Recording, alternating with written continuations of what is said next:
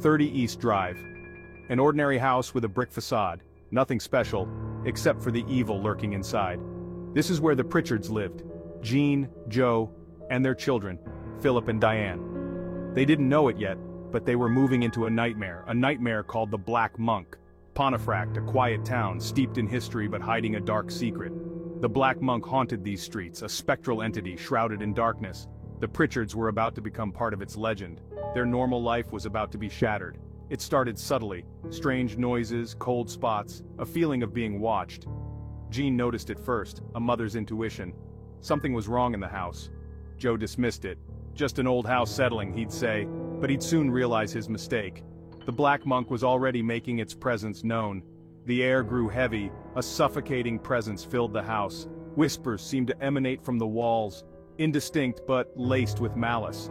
The temperature dropped, a bone-chilling cold settled over the house. The Pritchards were no longer alone, they were being watched, hunted by something unseen. Days turned into weeks. The strange occurrences intensified. Footsteps echoed in the dead of night, doors slammed shut on their own. Jean's unease grew. She couldn't shake the feeling of dread. Something was toying with them, something evil. The children, Philip and Diane, became withdrawn. They saw things, shadows moving in the corner of their eyes, a figure standing at the foot of their beds. Their parents tried to reassure them. Nightmares, they said, just their imaginations. But deep down, they were starting to doubt themselves. One evening the family gathered for dinner. The lights flickered, then darkness. A cold wind swept through the house. Whispers swirled around them, fear gripped their hearts. This was no ordinary haunting, this was something more sinister, something that wanted them gone. When the lights returned, the room was in disarray. Furniture overturned, pictures askew. Jean's blood ran cold. This was no longer just strange noises and cold spots. The Black Monk was growing bolder, more aggressive. Their home had become a prison haunted by an entity of pure darkness. The entity made its presence known, not with a bang, but a whisper. A shadow passing by in the hallway, a glimpse of a dark figure at the top of the stairs. The Black Monk, they called it. Its presence was chilling, a void in the shape of a man. Philip saw it first, a fleeting glimpse as he played in the hallway. He ran to his mother, eyes wide with terror. "The Black Monk!" he cried. "I saw the Black Monk!" Jean felt a shiver run down her spine. Her son's fear was palpable. The haunting had taken a sinister turn. The Black Monk became bolder, no longer content with lurking in the shadows. It wanted to be seen, to instill fear. It would stand at the foot of the bed, watching them sleep.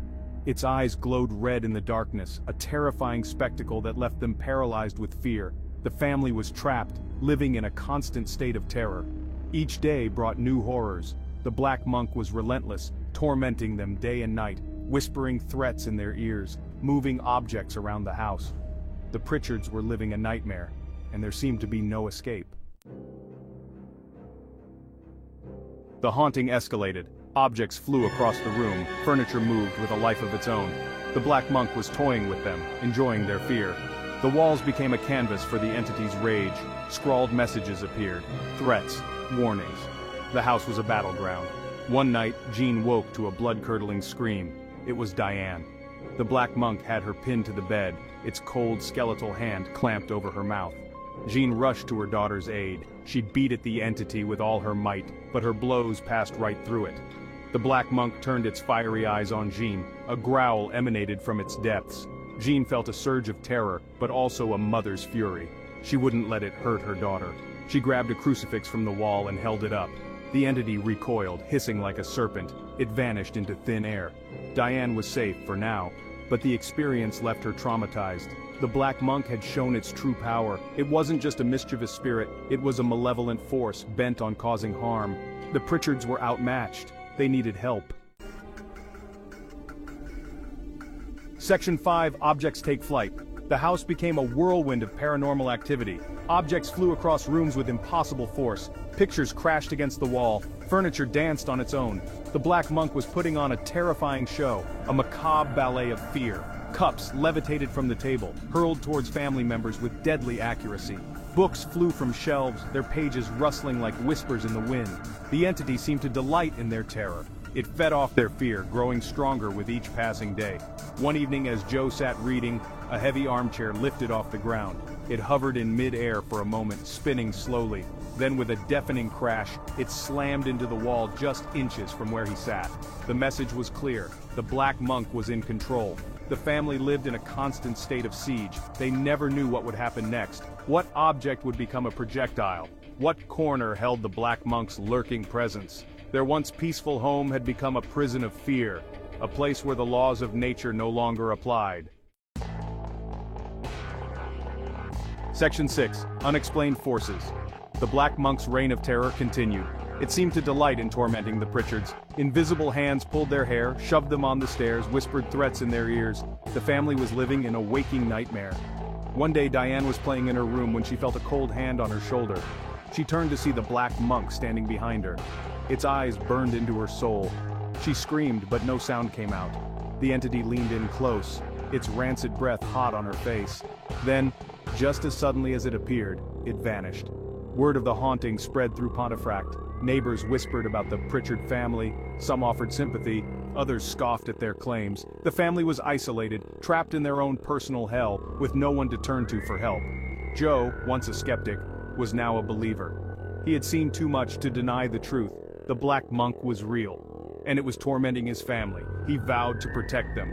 But how do you fight an enemy you can't see? An enemy that seemed to defy the laws of nature? Section 7. The haunting's grip tightens. The Black Monk's grip on the Pritchard family tightened. It was always present, lurking in the shadows, whispering in their ears, driving them to the brink of madness. They were prisoners in their own home. Sleep offered no escape. Nightmares plagued their rest. Visions of the Black Monk, its eyes glowing red in the darkness. They would wake up screaming, drenched in cold sweat. The line between dreams and reality blurred. The children, Philip and Diane, were most affected. They were just children, ill-equipped to deal with such horrors. Their innocence shattered by the constant fear. Their laughter replaced with terrified whimpers. The Black Monk was stealing their childhoods. The family was falling apart. The constant fear, the lack of sleep, the relentless torment, it was taking its toll. Jean and Joe tried to stay strong for their children, but even their resolve was beginning to crumble. They were desperate. They needed to escape the Black Monk's clutches. But how? The haunting took its toll on the Pritchards. Jean, once full of life, was now a shadow of her former self.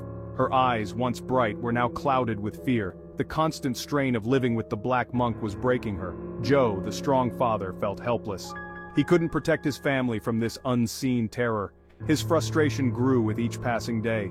He felt like a failure, a husband and father who couldn't keep his family safe.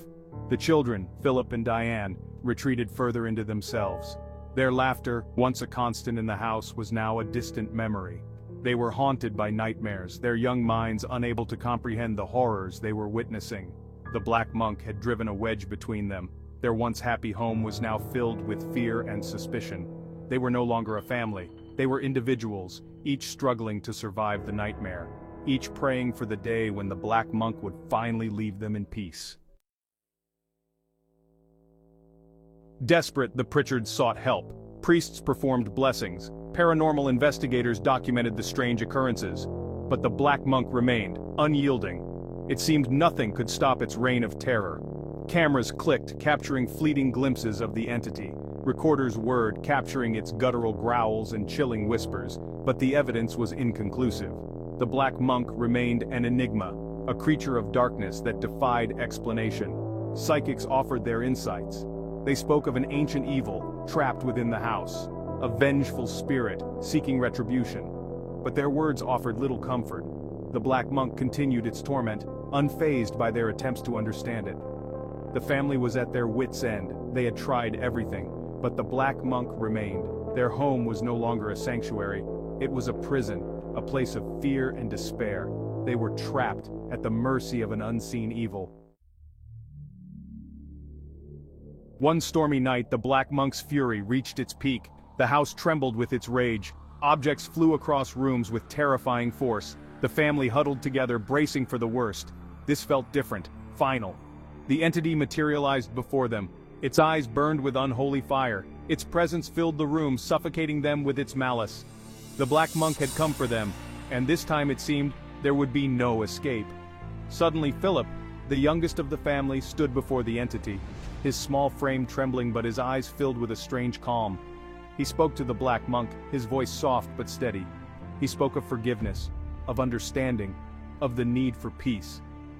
The Black Monk hesitated, its fiery gaze flickered. For a moment the house was silent, then with a deafening roar, the entity vanished. The air grew still, the objects clattered to the floor. The Black Monk was gone. The Black Monk was gone, but its presence lingered, a shadow over the house, a chilling reminder of the terror they had endured. The Pritchards were free, but at what cost? The haunting left its mark, scars that ran deep. They moved from the house on East Drive, hoping to leave the nightmare behind. But some wounds never truly heal. The Black Monk had taken something from them, their sense of security, their innocence. Years passed. The Pritchards tried to rebuild their lives, but the memories remained, vivid and haunting. They lived with the knowledge that there were forces in this world beyond our understanding, forces that could torment and terrify. The house on East Drive still stands, a silent sentinel, a testament to the power of the unknown. Some say the Black Monk still lurks within its walls, waiting for its next victims, waiting to unleash its terror once more. And the people of Pontefract whisper its name with a mix of fear and fascination. The legend of the Black Monk lives on.